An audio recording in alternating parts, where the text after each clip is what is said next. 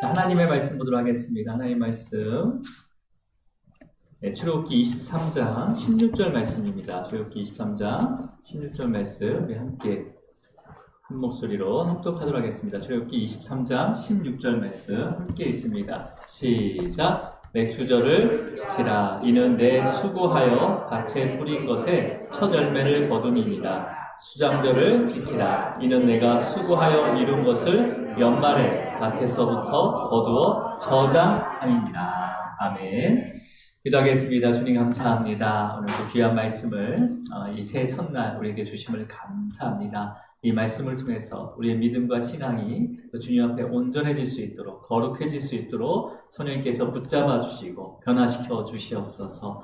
오늘도 귀한 말씀 통해서 우리의 삶을 또 주님께 향하고 그 믿음으로 걸어가는 우리 귀한 성도님 되게 하여 주시옵소서. 특별히 또 새해 첫날 또 주님께 드리는 또 시간과 또 우리의 재능과 우리의 물질 주님께서 기뻐 받아 주시고 이 물질이 쓰이는 곳마다 재능이 사용되는 곳마다 하나님의 영광, 하나님의 나라가 세워질 수 있도록 주님께서 축복하여 주시옵소서. 물질 가운데 어려움 겪지 않도록 주님께서 복의 복을 더하여 주시고 또한 그 물질을 통해서 주님을 더욱더 드러낼 수 있는 귀한 성도님 되게 하여 주시옵소서. 감사하고 예수 그리스도 이름으로 기도드립니다.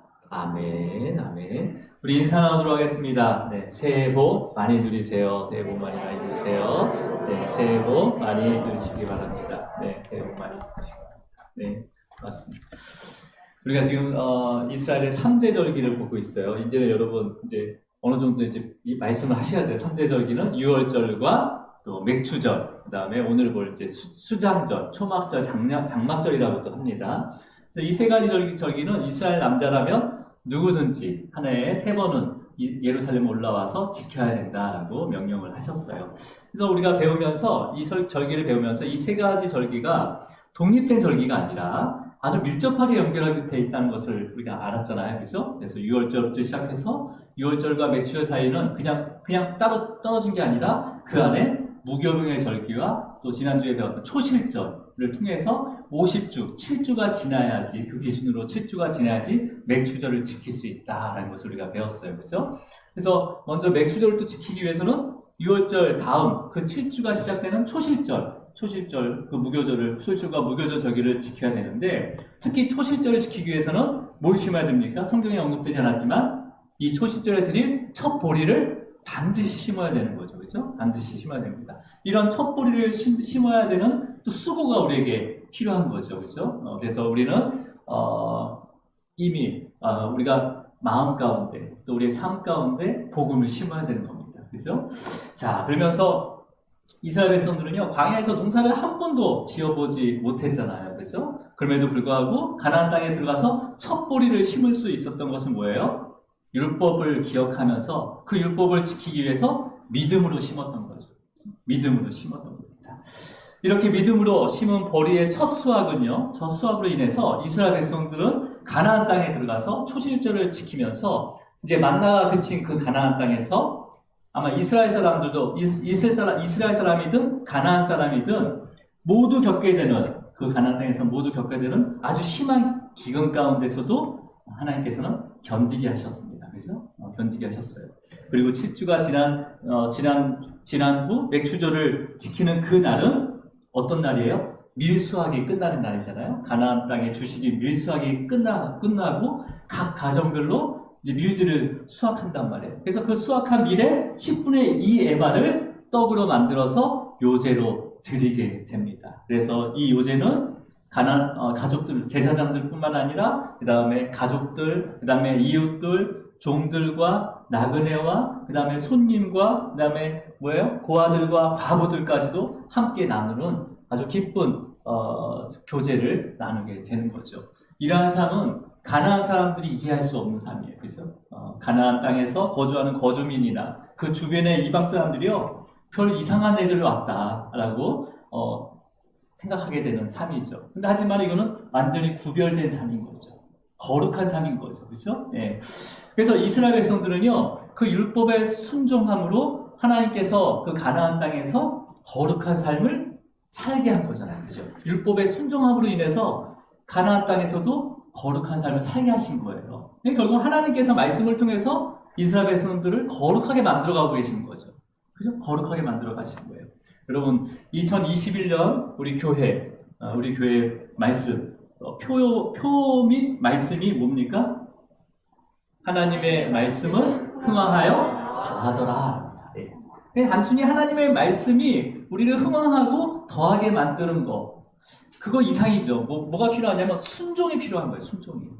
그냥 하나님의 말씀이 나를 만들지 그걸로 끝나는 게 아니라 순종하는 하나님의 말씀은, 우리가 순종하는 하나님의 말씀은 나를 흥왕하고 하여 더하더라 라고 우리는 봐야 되는 거죠. 그렇죠? 그래서 그냥 말씀이 아니라 순종하는 하나님의 말씀이에요. 100%의 순종을 통해서 하나님께서는 나를, 우리 가정을, 자녀를, 우리의 사업장과 기업을, 직장을 흥왕하게 하시고 그 다음에 더하게 하신다라는 말씀입니다. 자, 그렇다면 여러분, 물론 물질적으로 부유함을 주시기도 하지만 하나님의 말씀을 순종하는 자는요, 먼저 믿음을 흥왕하게 하는데, 믿음을 흥왕하게 하시죠. 믿음을 흥왕한다는 것은요, 잘하게 하신다는 거예요.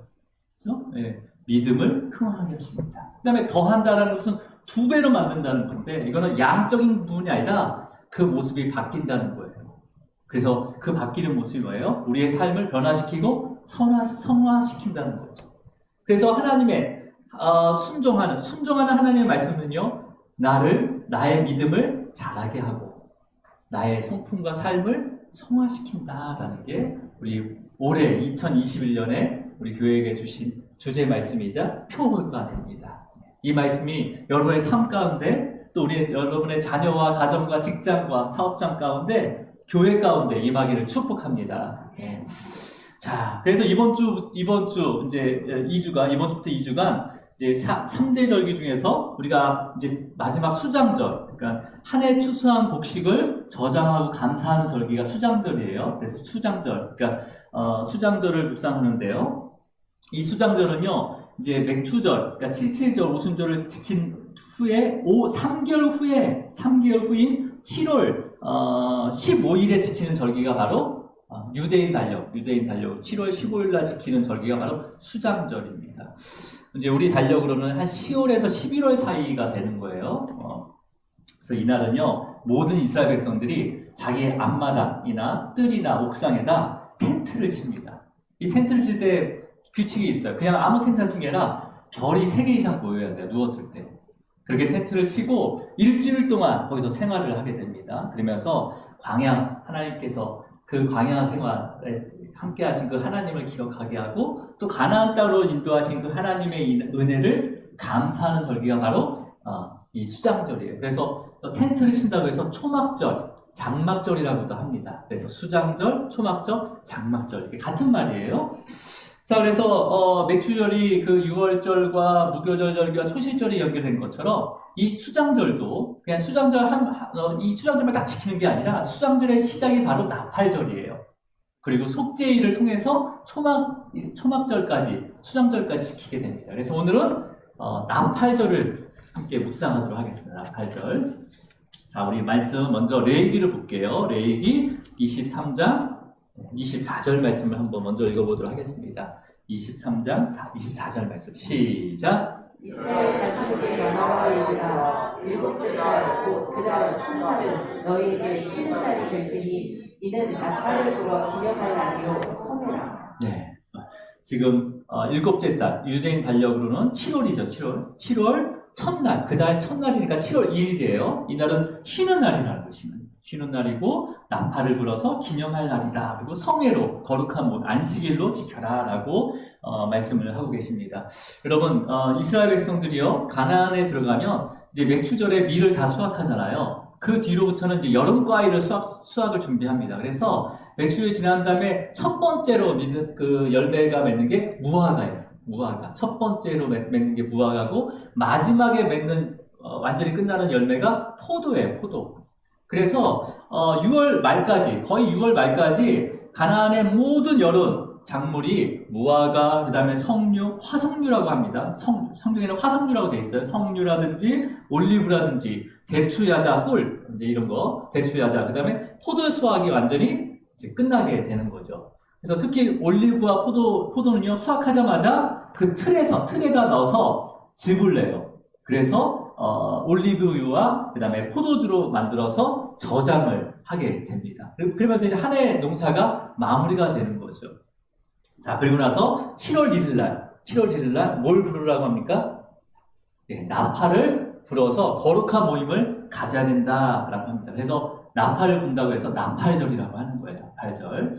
그래서 하나님께서는요, 이스라엘 백성들에게 그 한 해의 수확이 다 끝나고 이제는 새로운 해가 시작되는 거룩한 날로 바로 노동하지 말고 화제를 드려야 된다라고 명령하신 이 날이 나팔절이에요. 그래서 이스라엘 백성들은요, 10년을 1월 1일로 지키는 게 아니라 이 나팔절로 10년을 기준으로 삼아서 지키고 있습니다. 그래서 오늘 2021년 10년 예배를 이 나팔절에 대해서 묵상하게 하신 게 너무 감사하다. 우리 성도님들을 너무 사랑하시나 보다. 그래서 잠깐 저에게도 은혜가 있었어요. 그래서 이스라엘 신년이 나팔절이 된 이유가 뭐라고 했습니까? 나팔을 불어서 기념하라고 했기 때문에 나팔절이 된 거예요. 그죠? 근데 먼저 나팔절에 부는 그 나팔, 이 나팔이 어떤 나팔이냐면 양각 나팔이어야 되는 거예요. 양각이라는 양의 뿔이죠. 양의 뿔이 반드시 순양의 뿔로 그쵸. 순양만 뿔이 나오죠. 그죠? 네. 반드시 순양의 뿔로 만들어진 나팔을 불어야 됩니다. 그 이유를 아브라함의 이야기에서 찾을 수가 있어요. 그래서 우리가 창세기를 잠깐 넘어갈 건데, 아브라함이 이삭을 몇 세 때 얻게 되죠? 100세 때 얻게 되잖아요. 그죠? 네, 너무 오래돼서 잊어먹었죠. 그죠? 100세 때 얻게 된단 말이에요. 그리고 하나님께서는요, 이 귀한 아들을요, 번제로 드리라는 거예요. 나에게 번제로 드려라. 이 번제는 태워서 드리는 거예요. 죽이고, 그 다음에 각을 떠서 태워서 죽이는 제사란 말이에요. 근데 아브라함은 그 말씀에 순종을 하게 되고 이삭을 데리고 모리아산, 그러니까 솔로몬 성전이 세워진 곳이 바로 모리아산입니다. 그래서 모리아산에서 가서 번제를 드리기 위해서 이삭을 탁 죽이려고 칼을 들었어요. 그랬더니 하나님께서 갑자기 이래서 야 아브라함아 멈춰라 라고 얘기하는 거예요. 그래서 깜짝 놀라서 눈을 들어서 보니까 이삭을 대신해서 번제로 드릴 수 있는 뭘 보게 하십니까? 순양을 보게 하세요. 미리 준비하신 거죠, 하나님께서. 이미 이삭을 모리아산을 끌고 갈 때, 모리아산을 올라갈 때, 다른 곳에서 그 순양을 준비해서 그 모리아산, 그 앞에까지 하나님께서 끌고 오신 거예요. 같이 이루어진 일인 거죠. 그래서 아브라함이 그 미리 준비하신 그 번제물을 보게 되는 거죠. 그 번제물이 창세기 22장 13절. 어떻게 번제물을 준비하셨는지 한번 창세기 22장 13절 읽겠습니다. 시작. 아브라함이 눈을 들어 살펴본즉 한 순양이 뒤에 있는데 뿔이 수풀에 걸려 있는지라 아브라함이 가서 그 순양을 가져다가 아들을 대신하여 번제로 드렸더라. 예, 지금 그러면 여러분 아브라함이 순양의 뿔이 수풀에 걸려 있는 것을 보고 이제 제일 먼저 한 일이 뭐였을까요? 그 순양의 뿔에 엉켜있는 수풀을 풀어줘야 되는 거죠. 제일 먼저 한 게, 그죠? 이해하셨어요? 수풀에 그 뿔이 걸려있잖아요. 그럼 아브라함이 제일 먼저 한 게 뭐였을 거예요? 바로 거기서 죽여가지고 데리고 와요? 네. 수풀에 걸려있는 뿔을 하나씩 풀어서 양을 가져올 거예요. 그죠? 취할 겁니다. 그러면서 이제 그 순양을 이삭 대신에 번제로 드리게 되는 거죠. 그죠? 그렇다면 나팔절의 그 나팔 재료를 순양의 뿔로 만든 것과 이 아브라함의 이 이야기와 무슨 상관이냐고 이제 물어볼 수 있잖아요, 여러분. 갑자기 왜 순양의 뿔, 나팔절을 얘기하는데 왜 아브라함이 얘기가 나옵니까? 라고 얘기할 수 있잖아요. 여러분, 아브라함이 수풀에 뿔이 걸린 순양을 이삭 대신에 이제 번제로 드린 다음에 그 땅의 이름을 이렇게 부르게 됩니다. 창세기 22장 14절 말씀 함께 있습니다. 시작. 아브라함이 그 땅 이름을 여호와이레라 하였으므로 오늘날까지 사람들이 이르기를 여호와의 산에서 준비되리라 하더라. 자, 그러니까 아브라함이요 순양의 뿔을 수풀에서 풀으면서 이렇게 막 하나씩 이렇게 풀 거 아니에요. 막 엉켜 있으니까. 그러면서 하나님께서 이 순양의 뿔이 수풀에 걸리게 함으로 인해서 이삭을 대신해서 순양을 미리 준비되었다는 것을 생각했을 거 아니에요. 그죠? 그냥, 이게 웬 떡이야, 웬 재수야, 막 해가지고 한 게 아니라, 하나님께서 이 순양의 뿔이 숯불에 걸리지 않았다면 여기 있지 않잖아요. 걸리게 하신 거죠. 걸리게 하셔서 이삭 대신에 이 순양을 드리도록 하신 거구나 라고 믿었다는 거예요. 믿었다는 거예요. 여러분, 세상에는 우연이 없습니다. 우연이 없어요. 하나님의 계획과 하나님의 섭리 가운데 철저하게 이루어지고 있다는 것을 믿으시길 바랍니다.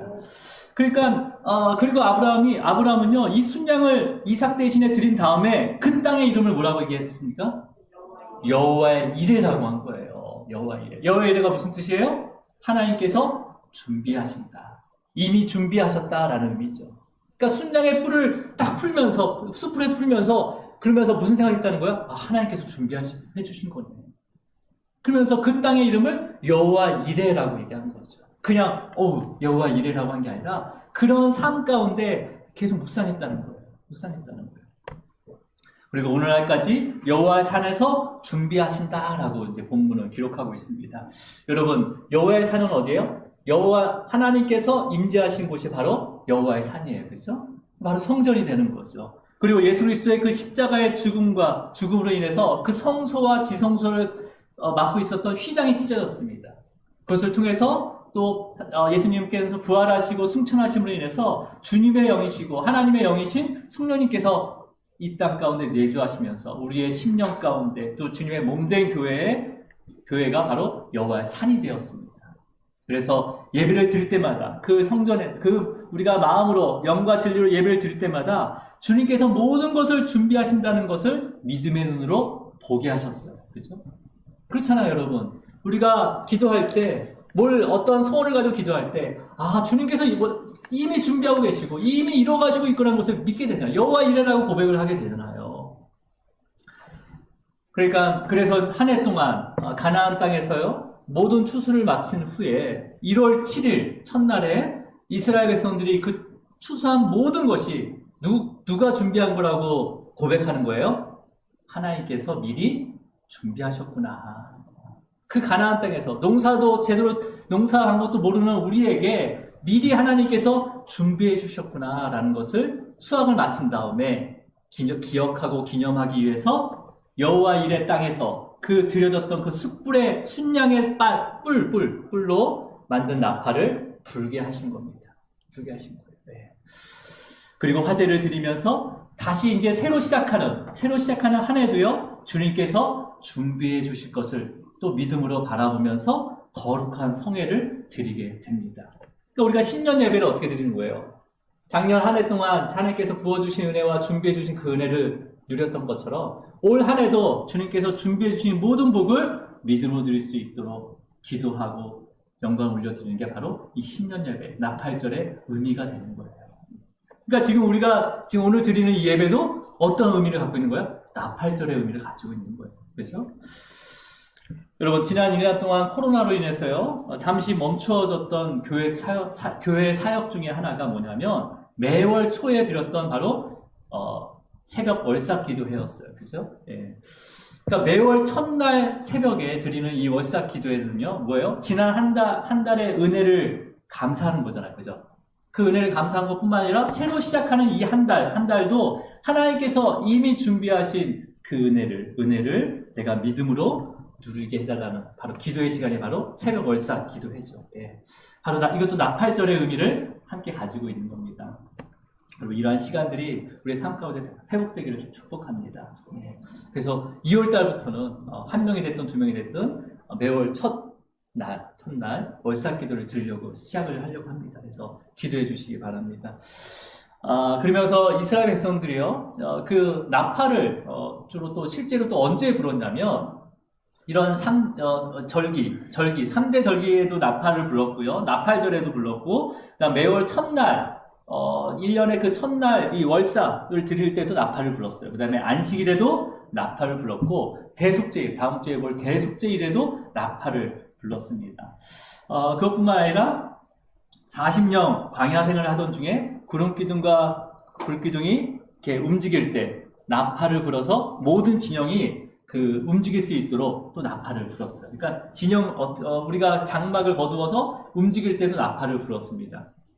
자, 우리 민수기 10장 2절 그 말씀 한번 볼게요. 시작. 은나팔줄을 만들되 두들겨 만들어서 그것으로 회중을 소집하며 진영을 출발하게 할 것이라. 그러니까 절기 때뿐만 아니라 이런 진영 출발할 때 그 이스라엘 백성들이 광야에 출발할 때도 나팔을 부른 거죠. 근데 여기서 나팔의 그 재료가 좀 틀려요, 그죠? 여기서는 어떤 나팔을 불게 됩니까?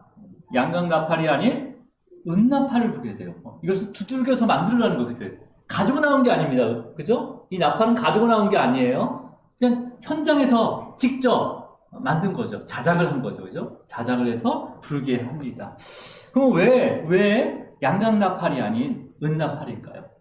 여러분, 양각 나팔하고 은나팔의 차이가 뭔지 아십니까? 물론 재료가 차이지만 소리가 틀려요. 이 양각 나팔은요, 굉장히 깊게 들려요. 이렇게 뭐 바이킹의 큰 이런 뿔나팔 있잖아요. 그런 것처럼 아주 길게 나갑니다. 근데 이 은나팔은요, 굉장히 짧으면서도 강하게 나가요. 자, 근데요, 양각 나팔이 아닌 은나팔이었단 말이에요. 그러면 은나팔, 이스라엘 백성들은요, 평생 은을 그러니까 가장 크게 접한 때가 바로 이 광야 시대예요. 그러니까 노예가 은을 가지고 있겠습니까? 하루 벌어 하루 사는 건데, 삶이.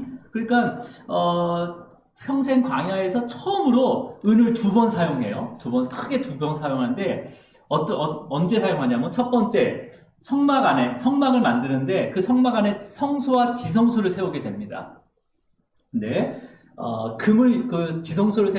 지성소를 세울 때, 기둥을 세우는데, 이 기둥은, 아카시아 나무에다 금을 입혀요. 그 다음에, 바닥에다 이렇게 세우게 됩니다. 이렇게 널판이에요. 그러니까 널판이 한 50cm 되는, 한 깁이 되는 널판을 한 5m짜리의 기둥을 48개를 세웁니다. 48개 세워요. 근데요, 성막을 지을 때, 이 바닥에는요, 어떤 것도 깔지 않습니다. 그냥 맨 흙이에요. 지성소에도 맨 흙이에요. 이방인 뜰도 다 맨 흙이에요. 그러니까 여러분, 기둥을 흙에 세우지 않고 어디에 세우냐면요, 40kg가 되는, 40kg 정도 되는 은받침 2개에다 한 널판을 세우게 됩니다. 나중에 우리가 성막 배울 때 제가 또 더 자세히 알려드릴 거예요. 그렇게 세우면서 그 성소와 지성소를 지을 때 그 기둥의 기초를 은으로 사용합니다. 그래서 한 기둥에 은 2덩어리를 넣어요. 이렇게 바닥에. 한 덩어리에 40kg가 되는 거예요. 그죠? 40kg은. 그러니까 여러분, 성막의 구조에서 그 기둥, 이 널판, 48개의 널판이 바로 성도들을 상징해요. 성도들을 상징하고, 그 다음에 은받침대 있죠. 이 은받침대는요, 반석이 되어주신 예수 그리스도를 상징합니다. 땅과 하나님의 성소의 기둥을 받치는 그 중간적인 그 받침을 예수 그리스도를 상징해요. 그 외에 이제 은을 사용하는 데는 어디에 있냐면, 지성소 입구와 그 다음에 성막 입구, 받침대, 기둥 세우는데 그 기둥의 받침대도 은으로 사용하고, 그 다음에 성막을 이렇게 쫙 크게 두르잖아요. 흰 세마포로. 그래서 세마포를 거는 기둥의 머리를 또 은으로 씌우게 됩니다. 그래서 성소와 지성소를 만드는 그 성전에 세운 48개의 기둥 밑에 세운 그 은이 얼마 정도 되냐면 4.8톤이 됩니다. 이걸 합하면. 네. 안 놀라실 줄 알았어요. 은이 4.8톤인데, 이게 돈으로 계산하면, 한 돈, 2돈, 3돈이잖아요. 우리 금을 셀 때. 128만 돈이래요. 128만 돈. 그래도 안 놀라는데, 이것을 금액으로 환산하면, 그러니까 지금보다 훨씬 더 값어치가 높았어요, 은은요. 그 당시에는. 근데 지금이 3,600원이더라고요. 제가 어제 찾아보니까. 그래서 3,600원만 계산해도 46억이 됩니다. 그러니까 그 외에 다른 것도 은이 사용했으니까 은이 어마어마한 양이 들어간 거예요. 그러면 이 46억원어치가 되는 그 은을 어디서 구했을까요? 어디서 구했을까요? 네. 그래서 하나님께서는요, 이 성막 건축에 사용되는 은을 모으기 위해서 20세부터 50세의 남자의 수를 계수하게 합니다. 계수하게 하니까 몇 명이 나오냐면 60만 3,500명이 나와요. 그래서 그들이 그 계수한 수대로 60만 3,500명에 대한 속전을 내라고 합니다. 속전. 그러니까 내가 속죄함을 받았다는 거죠. 구속함에서 풀어졌다는 그 속전을 내라는 거예요. 그 1인당 얼마씩 내라는 반세겔씩 내라는 거예요.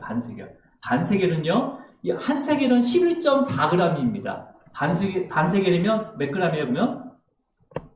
네, 5.7g이 되잖아요. 그죠? 5.7g. 그러니까 5.7g의 은 가격은 얼마가 정도 될까요? 네, 한 5,500원 정도 됩니다. 5,500원. 그러니까 60만 3,500명이 5,500원씩 내면 얼마가 돼요? 네, 한 32억, 33억이 되거든요. 그러면 차이가 나잖아요.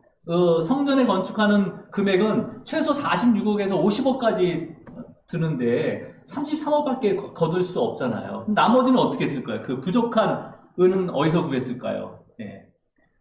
나머지 모든 은은, 부족한 은은요, 자원하는 자들이 냈습니다. 자원하는 자들이. 네. 그 이유가 뭐예요? 이스라엘 백성들이 갖고 있는 모든 은은요, 애굽에서 나올 때 애굽 사람에게 받은 거예요. 그렇잖아요. 네, 받은 거예요. 네. 그러니까 하나님께서 이미 준비해 주신 거죠. 그죠? 하나님께서 이미 준비해 주신 거예요. 속전을 내라고 했지만 그 속전을 낼 수 있도록 하나님께서 준비해 주신 거죠. 근데 이 준비한 게 아니라 그 양을 네가 한번 측량해봐라는 거예요. 뭐예요? 너를 구속하기 위해서 얼마의 양이 들었는지, 얼마의 값을 치렀는지를 이스라엘 백성들에게 알려주는 거예요. 이해하셨습니까? 그래서 또 알려주는 것도 직접 또 하나님께서 직접 주고 네가 내봐라. 그만큼이 너를 구속했던 그 값어치다, 값이다 라는 거죠. 여러분, 그래서 이 속전으로 사용된 이 은돈은요, 예수 그리스도께서 우리의 죄를 사하기 위해서 지불한 핏값이 되는 거예요. 핏값이. 그러니까 이스라엘 백성 그 장정 60만 500명에 대한 속전 가격이 46억이 된단 말이에요. 아니 33억이 된단 말이에요. 그러니까 인류의 모든 죄를 사하기 위한, 또 앞으로 태어날 그 자녀까지의 죄까지 다 그 핏값을 계산하면 이건 측량할 수 없는 거죠. 우리가 치를 수 있는 양이 아니에요. 그러니까 예수님의 가치를 몰랐던 예수님의 제자 가룟 유다가 있었습니다. 그죠? 가룟 유다가 예수님을 얼마에 팔게 됩니까? 은 30세겔을 팔아요. 은 30세겔. 그러니까 뭐 한 30만 원도 안 되는 거죠. 은 30세겔. 30만 원, 40만 원. 네. 하지만 그렇게 팔고 나서 예수님의 정죄함을 보면서 자신이 무죄한 피를 팔았구나라고 고백을 합니다. 그게 마태복음에 나와 27장에 무죄한 죄를 팔고 죄를 범했구나, 내가 죄를 범했구나라고 깨닫게 되면서 가룟 유다는 너무 부끄러운 가운데, 수치심 가운데 그 은 30세겔을요 성소 바닥에 던져버립니다.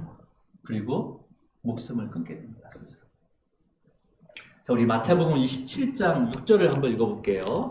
마태복음 27장 6절입니다. 시작. 그 사람들이 그 은을 거두며 이르되 이것은 핏값이라 성전도에 넣어놓기 옳지 않다고. 네.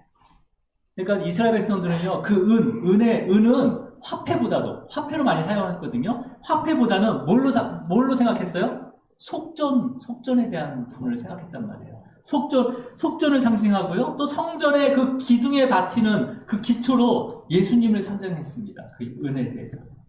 근데 시대가 지나면서 부패하면서 세상을 움직이는 돈으로만 생각하게 된 거죠. 네. 여러분, 예수님을 우리의 삶의 수단으로 생각하고 있지 않은지, 우리가 그냥 그 예수님을 삶의 수단으로만 생각하고 있지 않은지, 아니면 우리가 정말 그 예수님을 우리의 죄를 위해서 핏값을 치르신 구원의 주로 믿고 있는지 우리의 삶을 한번 돌아보셔야 됩니다. 그렇죠? 자, 그러니까 은나팔을 사용한 이유가 뭐예요? 구원해 주신 그 하나님의 말씀을 따르겠다라는 순종의 표현이 바로 은나팔을 불게 하신 거예요. 자, 그 다음에 두 번째로 언제 또 나팔을 불게 했냐면요, 전쟁이 시작될 때 나팔을 불게 했습니다. 자, 이때는 양강나팔을 불게 했어요. 특히 이제 모세에 이어서 누가 지도자가 되죠? 이스라엘에? 여호수아가 지도자가 됩니다. 그래서 여호수아가 이제 약속의 땅, 가나안 땅에 들어가게 되는데 그 가나안 땅에 들어가기 위해서는요 여리고성의 거주민과 전쟁을 해야 돼요.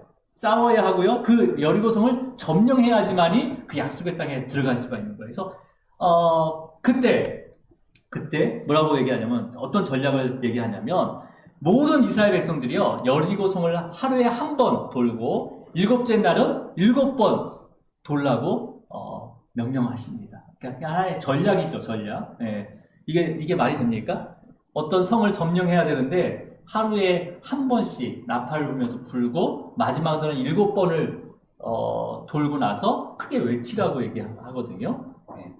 좀 그렇게 돌다가 진짜 돌아버리죠, 그죠? 아니면 몰살 당하거나, 그죠? 예. 이렇게 하신 이유가 뭐예요? 이게 어떤 그런 방법이 아니라 하나님께서 이루시는 일을 믿음의 눈으로 봐야 된다. 믿음의 눈으로 볼 수 있도록 기다려야 된다는 의미예요. 어떤 그런 행위로 이루어진 게 아니라 기다려라. 이런 여리고성, 이 아주 철옹성 같은 여리고성을 돌면서 한번 기다려봐라. 이 성이 어떻게 무너지는지, 어떻게 승리케 하시는지 네가 믿음의 눈으로 봐야 된다. 라는 것을 알려주시는 거죠. 근데 우리는 어떻습니까, 지금? 조급하잖아요. 조급하잖아요. 그죠? 그러니까 정말 주님 기다리겠습니다. 라고 하면서도 그때가 언제인지 빨리 보여달라고 얘기하잖아요. 기다리다가 미치는 거 아닙니까? 하면서 빨리 보여달라고 하잖아요. 그러다가 또 나름대로 자신의 방법을 찾아요, 또. 네. 여러분, 기다리셔야 됩니다. 자, 여호수아 6장 8절 한번 읽어보도록 하겠습니다. 여호수아 6장 8절입니다. 시작. 여호수아가 백성에게 이르기를 낮춤에 제사장 7은 양각 나팔 7을 잡고 여호와 앞에서 나아가며 나팔을 불고 여호와의 언약궤는 그 뒤를 따릅니다. 자, 지금 양각 나팔을 7을 잡고 그다음에 그 나팔을 불면서 언약궤를 뒤를 따르면서 어떻게 해요? 그 한 바퀴씩 돌라는 거잖아요. 그렇죠? 네. 자, 그리고 이제 일곱째 날에는요, 이 나팔을 불면서 여리고성을 7번 돕니다. 그 다음에 그 7째 바퀴에는요, 제사장 7이 함께 나팔을 길게 불면서 이스라엘 백성들에게 큰 소리로 외쳐라 라고 얘기해요. 어떻게 외치라고 하는지 여호수아 6장 16절입니다. 시작. 7번째 제사장들이 나팔을 불 때 여호수아가 백성에게 이르되 외치라. 여호와께서 너희에게 이 성을 주셨느니라. 네, 이 성을 주셨느니라. 어떻게 외치라는 거예요? 양각 나팔을 불면서 뭐라고 외치라는 거예요? 여호와께서 여리고성을 이 성을 주셨느니라. 그러니까 이미 하나님께서 여리고성을 주셨다는 거예요. 양각 나팔을 불면서. 그죠? 네. 그러니까 이때 양각 나팔은요, 전쟁의 시작을 알리는 나팔이 아니라 오히려 어떤 나팔이 되는 거예요? 여리고 전쟁을 이미 승리하도록 준비하신 그 여호와 이레 대신 그 하나님을 찬양하라는 거죠. 그죠? 네. 그러면서 순양의 뿔로 만든 양각 나팔을 불어서 선포하라는 거죠. 이 나팔 소리와 함께 이스라엘 백성들은요, 믿음으로 승리의 함성을 외치는 거예요. 뭐 무너져라 라는 것이 아니라 승리의 함성을 외치는 거예요. 승리의 함성. 네. 여리고성이 무너졌습니다. 고고학자들이요, 여리고 성터를 발견했어요. 근데 그 무너진 흔적이요, 모두 안쪽으로 무너졌습니다. 그러니까 성벽 밖에는 누가 지금 돌고 있었어요? 이스라엘 백성들. 즉 성벽이 돌 하나도 밖으로 무너진 게 아니라 다 안쪽으로 무너졌어요. 그럼 뭐예요? 하나님께서 이스라엘 백성들을 지키시고 있다는 거죠. 그죠? 네. 저 여러분도 마찬가지입니다. 이미 승리를 외치시기 바랍니다. 네. 어떤 해도 받지 않아요, 우리는요. 네. 주님이 보호하고 계시기 때문에. 여러분, 우리는 지금 나팔절을 지키지 않습니다. 그렇죠? 지키진 않아요. 그리고 나팔절이 뭔지도 사실 관심 없어요. 우리하고 상관없는 거니까. 근데 우리가 믿음으로 그 승리를 외치는 게 바로 이 나팔절이에요. 그러니까 우리가 나팔절을 지키지 않지만 우리 주님께서 이미 준비하신 그 승리, 또 신실하게 우리의 구원을 이뤄가시는 그 은혜를 매월 첫날, 매주 첫날, 그 다음에 매일 첫 시간을요, 믿음의 기도로 선포하는 것이 바로 나팔을 부는 거예요. 나팔을 부는 거예요. 여러분, 나팔절의 그 기쁨과 그 감사가 여러분의 삶 가운데 임하기를 축복합니다. 축복합니다. 네. 그리고요, 우리가 주님이 다시 오실 때, 저와 여러분은요, 진짜 양각 나팔 소리를 듣게 됩니다. 진짜 나팔 소리. 요한 사도가 요한계시록을 기록을 합니다. 그때 7 천사가 한 명 한 명씩, 그 천사 한 명 한 명이 나팔을 부를 때 여러 가지 일들을 보여줘요. 근데 마지막 7번째 천사가 나팔을 불 때 어떤 것을 보게 되는지 우리 이 말씀을 보고 이제 말씀을 정리하도록 하겠습니다. 요한계시록 11장 15절이에요. 자, 함께 읽습니다. 시작. 7째 천사가 나팔을 불매 하늘에 큰 소리가 나서 이르되 세상 나라가 우리 주와 그의 그리스도의 나라가 되어 그가 세세토록 왕노릇 하시리로다 하니. 네, 뭐 신약에도 여러 가지 말씀이 있지만은 오늘 다 찾아보지 않고요. 마태복음 24장 31절, 고린도전서 15장 32절, 데살로니가전서 4장 16절에도 이 나팔에 대한 의미를 말씀합니다. 나팔 불 때 부활한다라는 그 내용도 있어요. 자, 여러분 7번째 천사가 양각 나팔을 불 때 우리 주님께서 어떻게 오신다고요? 세상의 왕으로 오신대요. 네, 세상의 왕으로 오셔서 어떻게 하는지는 우리가 다음 주에도 볼 겁니다. 대속죄일에 포함이 되어 있어요. 이제 말씀을 정리하면요. 이 나팔절을 통해서 구원의 은혜, 우리에게 주신 구원의 은혜뿐만 아니라 하나님께서 우리의 모든 문제를 이미 아십니다. 그래서 답까지도 준비하고 계신다는 것을 믿음으로 선포하는 거예요. 그렇죠? 네, 믿음으로 선포하고 또 다시 시작하는 이 한 해를 기대와 또 소망을 가지고 거룩한 삶을 살아가기를 원하시는 절기가 바로 나팔절입니다. 그지만 여러분, 이스라엘 역사상 이러한 의미로 나팔을 불었다는 기록이 거의 나타나지 않습니다. 거의 나타나지 않아요. 예. 이 절기는 나중에 바벨론 포로 돌아와서 지키게 됩니다. 이제 그 말씀 다음 주에도 우리 함께 볼게요. 그래서 이 절기는요, 주님께서 지금 우리가 이런 여러 가지 예배를 통해서 믿음으로 드리는 그 기도, 그 승리를 선포하고 믿음으로 드리는 이 예배로 다 완성하셨습니다. 완성하셨어요. 그래서 우리가 매월, 매주, 그다음 첫날, 그다음에 순간순간 이 모든 첫 순간을 우리가 항상 뭘 기억해야 됩니까? 우리의 구원을 이루시고 모든 싸움에서 승리로 이미 준비하신 그 주님의 그 십자가의 은혜와 사랑을 믿음으로 바라보면서 우리가 인내해야 되겠죠. 그죠? 그렇게 인내하면서 소망 중에 우리의 입술로, 우리의 믿음으로 양각 나팔을 부는 것처럼 기도할 때 주님께서 우리의 기도를 들어 응답하시고 우리를 절대로 실망시키거나 부끄럽게 하지 않으십니다. 그리고 각자 이제 정하신 때가 반드시 와요. 하나님이 정하신 때가 오면 7 천사가 우리를 향해 부는 그 양각 나팔을 듣게 됩니다. 듣게 되면서 저와 여러분과 여러분의 자녀까지 영광스러운 그 부활의 모습으로 세상의 왕으로 오신 그 주님을 기쁘게 맞이하시기를 주님을 축원합니다. 기도하시겠습니다. 하나님 아버지, 감사와 찬양과 영광을 받아주시옵소서. 나팔절을 묵상하면서 단순히 나팔을 불며 새해를 맞이하는 것이 아니라 우리의 구원뿐만 아니라 인생의 모든 문제 해답을 알고 이미 준비하신 여호와 이레 되신 그 주님을 바라보며 믿음으로 기다릴 수 있도록 주신 바로 은혜의 절기임을 깨닫게 하심을 감사합니다. 매월, 매주, 매 순간, 매일 우리의 입술로, 우리의 마음으로 또 기도의 양각 나팔을 불면서 주님께서 우리의 모든 목적이 되어주시고 이유가 됨을 고백할 수 있도록 성령께서 역사하여 주시옵소서. 주님의 말씀을 더 사모하게 하시고 그 예배와 기도와 영적인 교제의 시간을 더 많이 가질 수 있도록 그 환경을 열어주시고 결단하게 하여 주시옵소서. 여호와 이레가 되신 우리 주 예수 그리스도 이름으로 기도드립니다. 아멘. 우리 다 함께 나가셔서 찬양하도록 하겠습니다. 하나님의 나팔 소리 찬양하도록 하겠습니다. 진동할 때에 예수 영광 중에